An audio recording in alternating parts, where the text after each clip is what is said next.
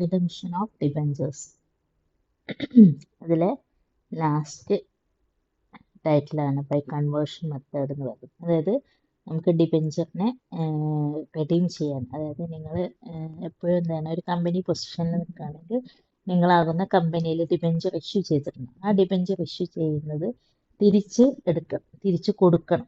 അതായത് കടം വാങ്ങിച്ച് പബ്ലിക്കിൻ്റെ അടുത്ത് നിന്ന് കടമായിട്ട് വാങ്ങിച്ച് തിരിച്ചു കൊടുക്കണം. അതിലെ ലാസ്റ്റ് മെത്തേഡാണ് നമ്മുടെ ഈ ചാപ്റ്ററിലെ ലാസ്റ്റ് മെത്തേഡാണ് ബൈ കൺവേർഷൻ എന്ന് പറയുന്നത്. ഓൾറെഡി ഡിസ്കസ് ചെയ്താണ്, ഞാൻ ഒന്നും കൂടെ പറയാം. What you mean by redemption by conversion? It means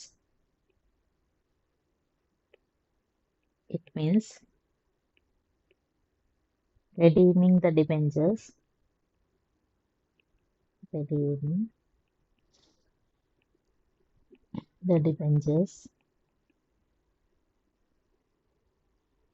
by converting into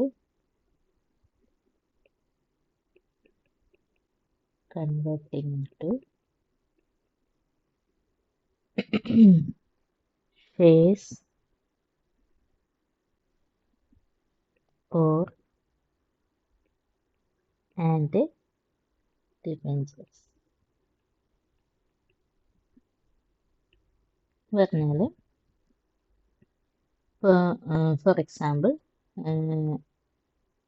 നിങ്ങൾ എന്ത് ചെയ്തു, ഒരു 10% കാറ്റഗറിയുള്ള ഡിബഞ്ചർ ഇഷ്യൂ ചെയ്തെന്ന് വിചാരിക്കും. ഡിബഞ്ചേഴ്സ് ഇഷ്യൂ ചെയ്തു. അങ്ങനെ ഡിബഞ്ചർ ഹോൾഡേഴ്സിന് എന്ത് ചെയ്യാം, അത് തിരിച്ച് ക്യാഷ് ആയിട്ട് തന്നെ തിരിച്ചു കൊടുക്കാം. അല്ലെങ്കിൽ എന്ത് ചെയ്യും, അതിന് പകരമായിട്ട് ഷെയർ എന്നുള്ളത് ഇക്വിറ്റി ഷെയർ ആവാം, പ്രിഫറൻസ് ഷെയർ ആവാം. ദെൻ അത് അല്ലെങ്കിൽ ഡിബഞ്ചർ. ഒരു കൺഫ്യൂഷൻ ഉണ്ടാവും, എങ്ങനെ വീണ്ടും ഡിബഞ്ചർ എന്നുള്ളത് ചിലപ്പോൾ എന്ത് ചെയ്യും, അതിൻ്റെ ആ ഒരു പെർസെൻറ്റേജ് മാറ്റം വരും. ഫോർ എക്സാമ്പിൾ 12% ഡിബഞ്ചർ, ഇതിന് ന്യൂ എന്ന് പുതിയൊരു ഡിബഞ്ചറായിട്ട് ഇഷ്യൂ ചെയ്യാം. ഈ ഒരു പ്രോസസ്സിനെയാണ് എന്ന് പറയുന്നത് redemption of debentures by conversion. നമുക്കറിയാം ഡിബഞ്ചേഴ്സിൻ്റെ കൺവേർട്ടബിലിറ്റി, അതായത് ക്ലാസിഫിക്കേഷൻ ഓഫ് ഡിബഞ്ചേഴ്സ് പഠിച്ചപ്പോൾ നമ്മൾ ഡിബഞ്ചേഴ്സ് അതിൻ്റെ കൺവേർട്ടബിലിറ്റിയുടെ അടിസ്ഥാനത്തിൽ നമുക്ക് 3 ക്ലാസിഫിക്കേഷൻ ആക്കാം. അതായത് fully converted debentures, then partly converted debentures, the non convertible portion of debentures. Fully convertible debentures പറഞ്ഞാൽ ഈ കാറ്റഗറിയിലെ ഡിബഞ്ചേഴ്സിനെ ഫുള്ളായിട്ട് എന്താണ് ക്യാഷ് അല്ല തിരിച്ചു കൊടുക്കുന്നത്. അവർക്ക് നമ്മളിപ്പോൾ പറഞ്ഞ പോലെ ഷെയറോ അല്ലെങ്കിൽ ഡിബഞ്ചറോ ആണ് എന്ത് ചെയ്യുന്നത്, തിരിച്ചു കൊടുക്കുന്നത്. ഡിബഞ്ചേഴ്സ് ആയിട്ടാണ് തിരിച്ചു കൊടുക്കുന്നത്. ദെൻ പാർട്ട്ലി കൺവേർട്ടബിൾ ഡിബഞ്ചേഴ്സ് എന്ന് പറയുന്നത് 2 പോർഷൻ ആയിട്ടുണ്ടാവും. ഒന്നെങ്കിൽ എന്ത് ചെയ്യും, ഒരു പാർട്ട് കൺവേർട്ടബിൾ പോർഷൻ ആയിരിക്കും, then another part is not convertible portion. Not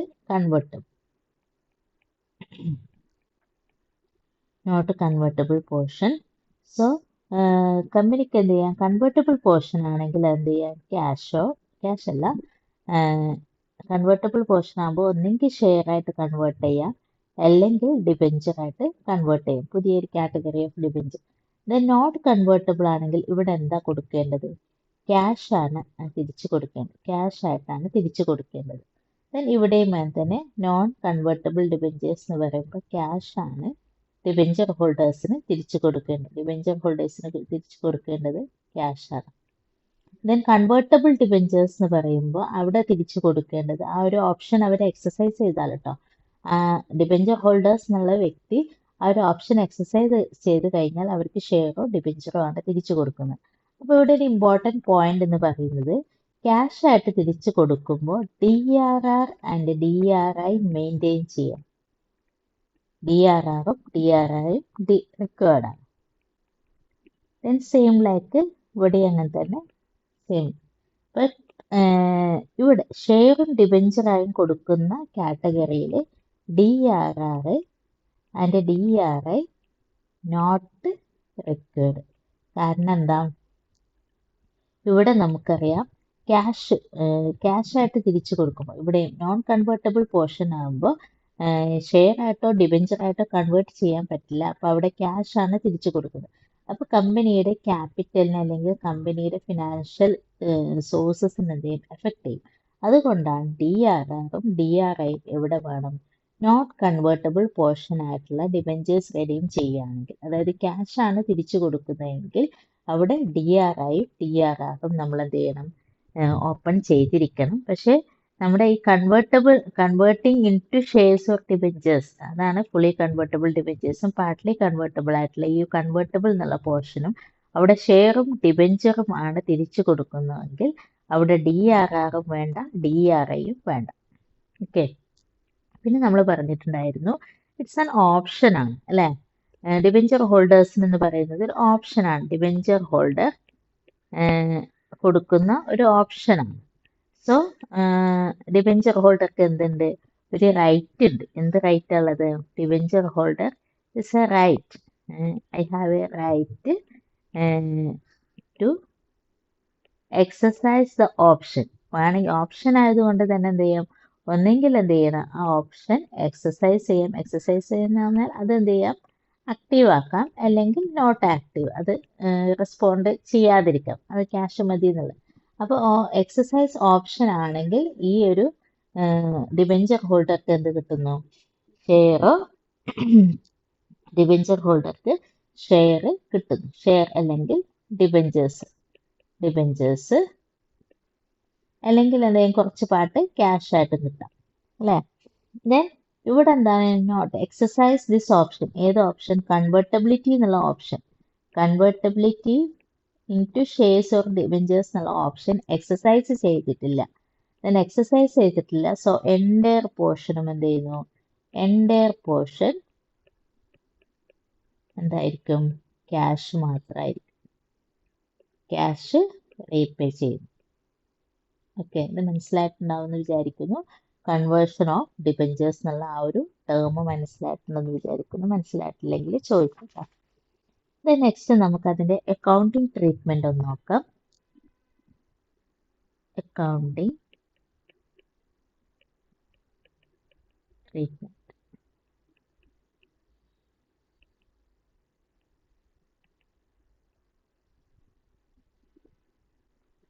so keep your position as A company. ഒരു കമ്പനി എന്നുള്ള പൊസിഷൻ തന്നെ നിങ്ങൾ അതേ കണ്ടിന്യൂ ചെയ്യും. അപ്പോൾ അങ്ങനെ കമ്പനി എന്നുള്ള പൊസിഷനിൽ കണ്ടിന്യൂ ചെയ്യുമ്പോൾ നിങ്ങൾ എന്ത് ചെയ്യുന്നു, ഡിബെഞ്ചർ ഇഷ്യൂ ചെയ്യുന്നു. അപ്പോൾ ഫസ്റ്റ് നടക്കുന്നത് ഡിബെഞ്ചർ ഇഷ്യൂ.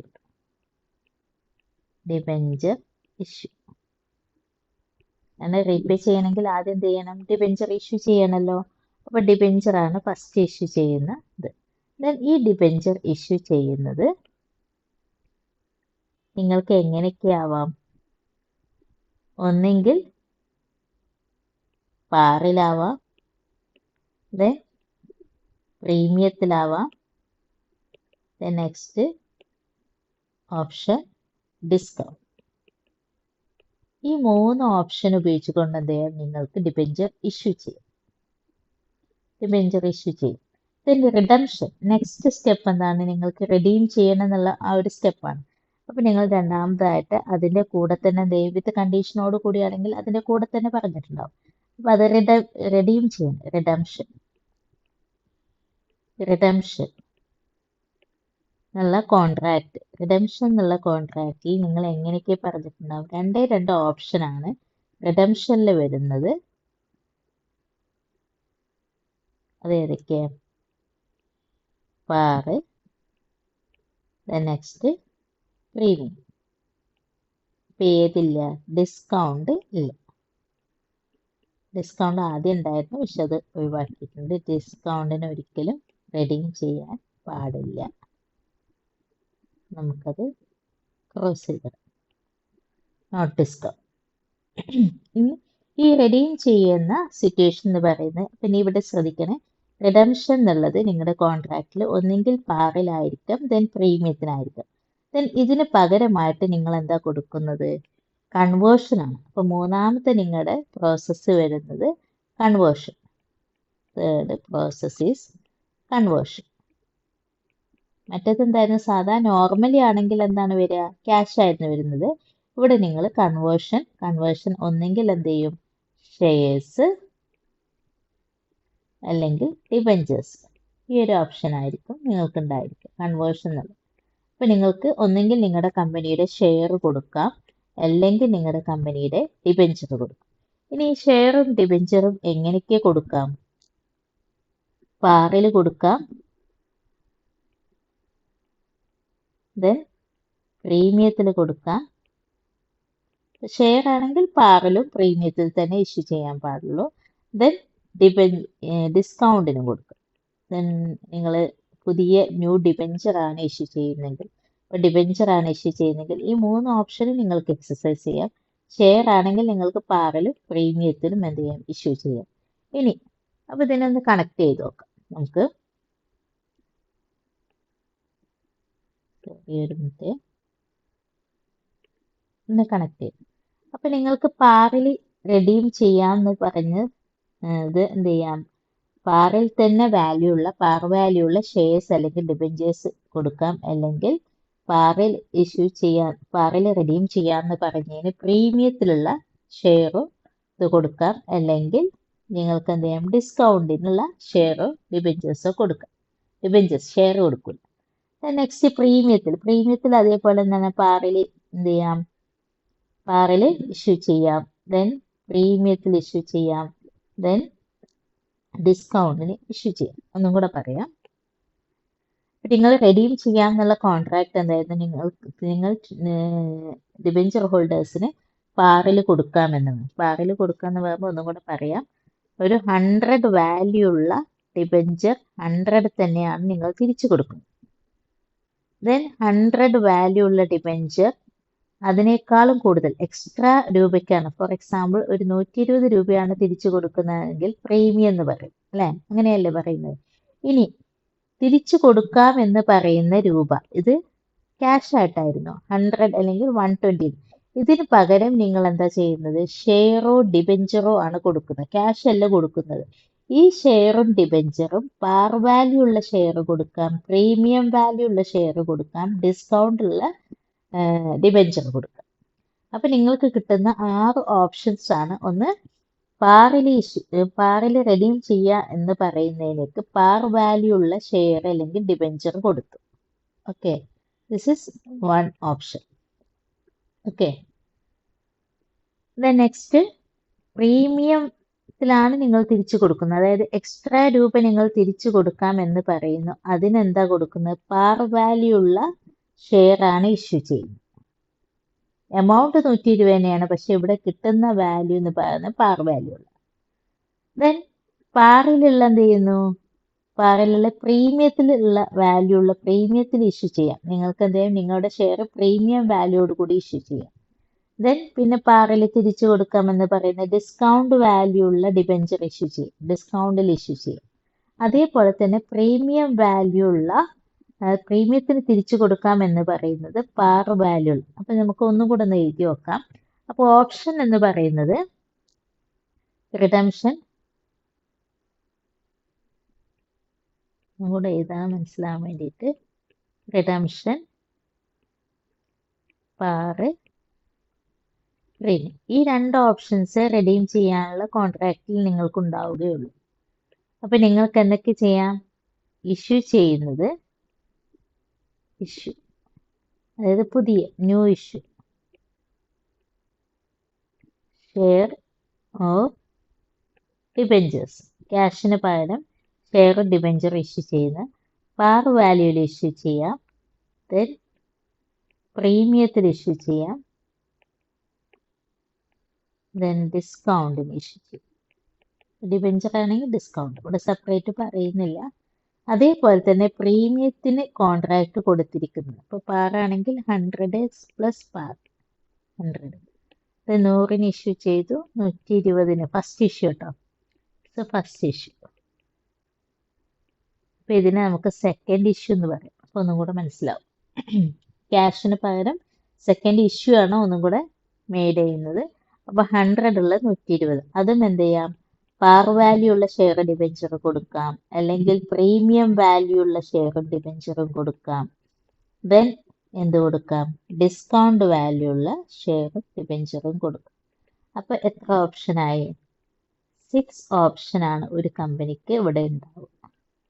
നമുക്ക് പഠിക്കാൻ ഫസ്റ്റ് കേസിൽ 5 ഓപ്ഷനാണ്. അപ്പോൾ 5 ഓപ്ഷൻ ആദ്യം പറയുന്നത് ഇതിൻ്റെ പ്രോബ്ലം ആയിരിക്കും, ഇത് സെക്കൻഡ്, ഇത് തേർഡ്, ഫോർത്ത്, ഫിഫ്ത്ത്. ഇത് നമ്മുടെ ടെക്സ്റ്റിലില്ല, പക്ഷെ അതിന് പകരം നമുക്ക് വേറെ ഉണ്ട് കേട്ടോ. ഓക്കെ,